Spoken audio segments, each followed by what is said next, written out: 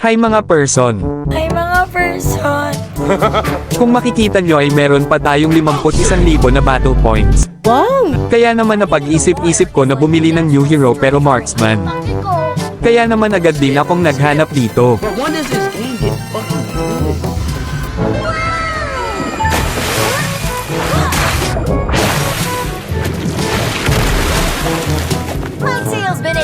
Boy, binabangungot ka, gago. Sa mga di nakakaalam marksman naman talaga itong new hero. Talaga? Hindi sana pina-billboard mo. Kaya naman practicean muna natin ito. At ipapakita ko sa inyo na marksman talaga ito. What the suntukin ko utak mo?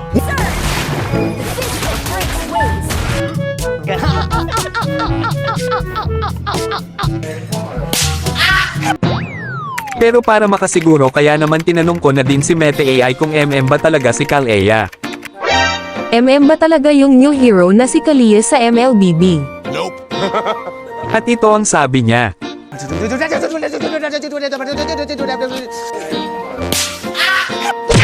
Oo, MM talaga si Kalea kaya gamitin muna agad sa rank game. Sinungaling ka! Kaya inayos ko na din dito yung item ni Kalea.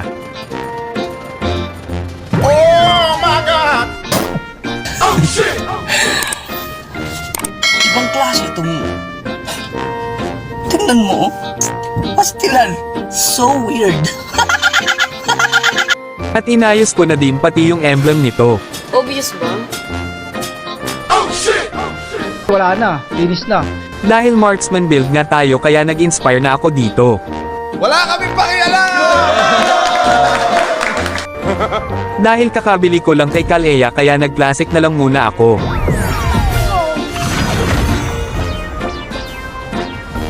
At dito ay nilock ko na kaagad si Kalea, papatunayan ko sa inyo na marksman talaga ito. Wow! Kung may gusto kayong ilabas na bagong meta, comment lang kayo dyan mga idol. Okay ka lang? Eh, hindi po. Ito nga pala ang lineup namin. At ito naman sa kalaban. Ang lakas oh. Oh my God. Mukhang magandang laban na naman ito mga idol. Let's go, boy! Ah shit. Here we go again.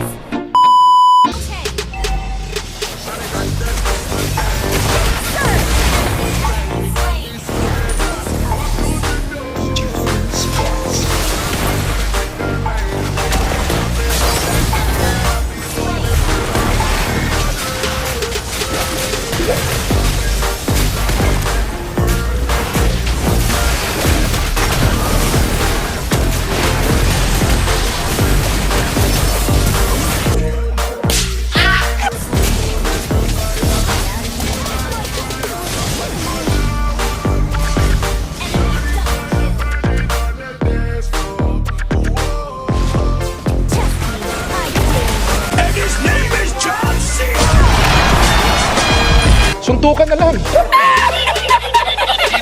Papakitaan ko kayo ng tamang combo kay Kalea kahit walang ultimate. Una, dapat active ang pasod mo bago pumasok sa clash. Basic attack muna para sa pasod, sabay second skill tapos recall. Ang galing. Ang galing.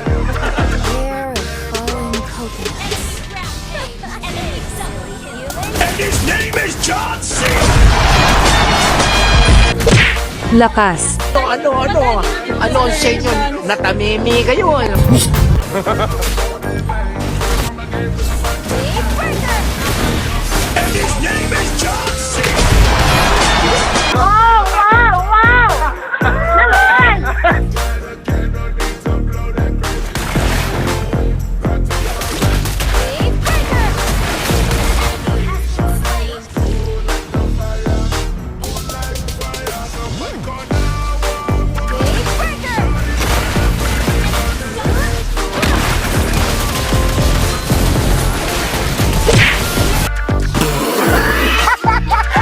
Kahit anong lakas ko ay di ko pa rin talaga mabuhat yung mga cancer kong kakampi.